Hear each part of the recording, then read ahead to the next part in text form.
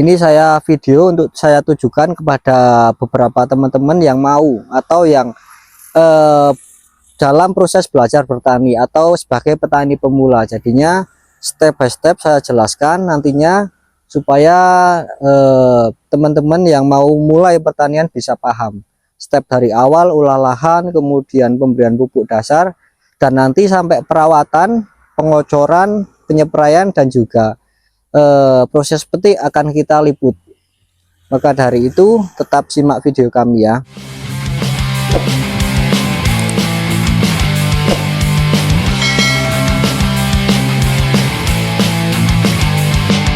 Assalamualaikum warahmatullahi wabarakatuh. Selamat pagi bolo-bolo tani Argomulyo. Pada video sebelumnya kita sudah liput yaitu melubangi mulsa dengan alat yaitu gas torch. Untuk kali ini dari lubang tersebut kita akan buat lubang tanam. Jadi untuk pembuatan lubang tanam secara manual yaitu menggunakan ponjo kalau di sini namanya ya. Nanti untuk proses pembuatan lubang tanamnya dan juga pupuk dasar yang akan kita gunakan di lubang tanam nanti kita akan publikasikan. Maka dari itu jangan lupa untuk simak video ini sampai selesai ya, dan jangan lupa like, komen, dan subscribe-nya. Mari ikuti video dari kita. Proses pelubangannya seperti ini, kita masih menggunakan manual. Jadi berbeda dengan halnya pertanian maju seperti di Jepang ataupun di Amerika ataupun di Eropa ya. Jadi kalau di Indonesia rata-rata untuk penanaman masih manual, kecuali untuk alat pertanian seperti tanam padi itu sudah ada alatnya, tapi untuk tanam cabai di Indonesia belum ada sepertinya. Jadi untuk yang sudah dilubangi seperti ini. Nah, setelah kita lubangi nanti kita akan berikan pupuk dasar. Ini pupuk dasar kita hanya akan menggunakan organik saja nanti.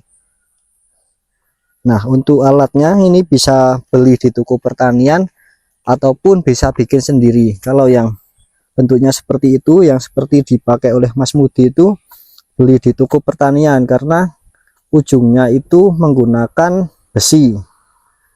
Jadi untuk lubang yang dihasilkan biasanya lebih rajin daripada menggunakan ponjo yang dibuat sendiri. Nah, kurang lebih seperti ini untuk proses pembuatan lubang tanam tanaman cabai. Nah, kalau untuk yang ponjo manual seperti ini bisa bikin sendiri pakai kayu ya. Kemudian ini jarak tanam yang kita gunakan yaitu 60 kali 60, tapi di tengah-tengah kita juga kasih lubang tanam juga. Jadi sini jaraknya sini antara sini 60 cm, kemudian antara yang sini dengan yang sini juga 60 cm. Kemudian di sini kita juga kasih lubang tanam. Kita juga akan membahas yaitu terkait bedengan. Jadi bedengan yang kita bikin ini cukup besar. Jadi nanti kita akan bahas antara kekurangan dan juga kelebihannya. Kita akan bahas satu-satu. Yang pertama kita akan bahas dari kelebihannya.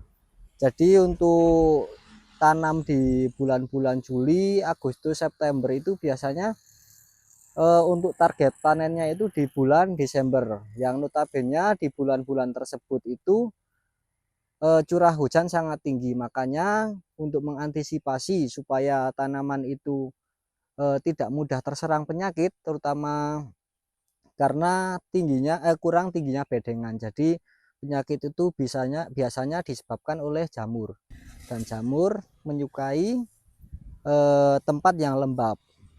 Nah, untuk kelebihan yang pertama, ketika bedengan tinggi di bulan-bulan dengan curah hujan yang tinggi itu tanaman masih aman karena posisi tanaman masih di atas. Tapi ada kekurangannya juga. Kekurangannya ketika masih dalam proses penanaman seperti saat ini, ketika kita kebutuhannya air kurang untuk membasahi bedengan tersebut menjadi PR tersendiri. Jadinya ini pun dari bedengan saya beberapa masih ada yang kering. Sedangkan kalau posisi tanah kering, kita lakukan pelubangan sebagai media tanam seperti yang tadi kita liput itu, banyak yang gugur. Jadinya kita ada PR lagi, yaitu untuk menyirami. Jadi kalau bedengan tinggi, keuntungannya nanti di musim penghujan, tapi kelemahannya di musim kemarau. Untuk mengairi atau untuk membasahi bedengan itu menjadi PR tersendiri. Nah, ini merupakan salah satu contoh dari bedengan yang belum terlalu basah. Jadinya untuk proses pelubangan untuk media tanam sangat susah. Nah, ini juga gugur kan, karena kondisinya belum terlalu basah. Kalau yang sudah basah enak sekali untuk dilubangi ya. Nah, ini gugur-gugur seperti ini. Jadi nanti treatmentnya kita treatment khusus, yaitu nanti penyiraman. Bisa digunakan yaitu air biasa, atau lebih bagusnya daripada menggunakan air biasa saja, kita pakai asam humat sebagai pembenah tanah ya. Berikut ini beberapa pupuk organik yang akan kita aplikasikan. Di sini ada 3 jenis pupuk organik ya. Ini pupuk yaitu sisa dari penanaman sebelumnya. Jadinya untuk kemasannya sudah banyak di grokoti tikus.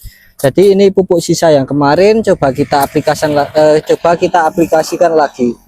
Untuk lahan ini mempunyai 3 kotak, jadinya kita akan lihat perbedaannya nanti. Yang pertama kita pakai pupuk kohe giling cap badak. Kemudian untuk yang kotak kedua kita akan menggunakan pupuk organik lonceng. Dan yang ketiga, kotak paling atas kita akan aplikasikan pupuk organik yaitu Java Green.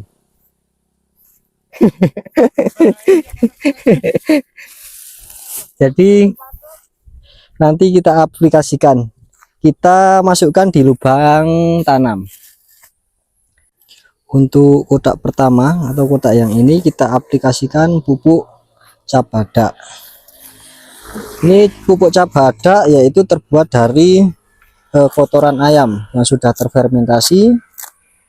Kemudian kita akan jadikan sebagai pupuk dasar pada kotak yang pertama. Untuk hasilnya nanti kita akan review ya. Ini ada 3 kotak, nanti kita akan lihat perbandingannya. Pakai pupuk yang apa yang paling bagus. Nah, untuk dalamnya udah bentuknya seperti ini untuk pupuk cap badaknya. Untuk dosis penggunaannya sekitar 30 graman ya. Jadi kita langsung aplikasikan di lubang tanam. Ini kotak yang pertama menggunakan pupuk cap badak.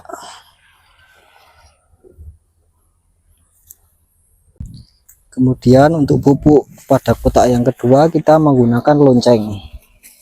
Ini lonceng dengan kandungan pupuk organik sudah dilengkapi dengan pupuk mikro.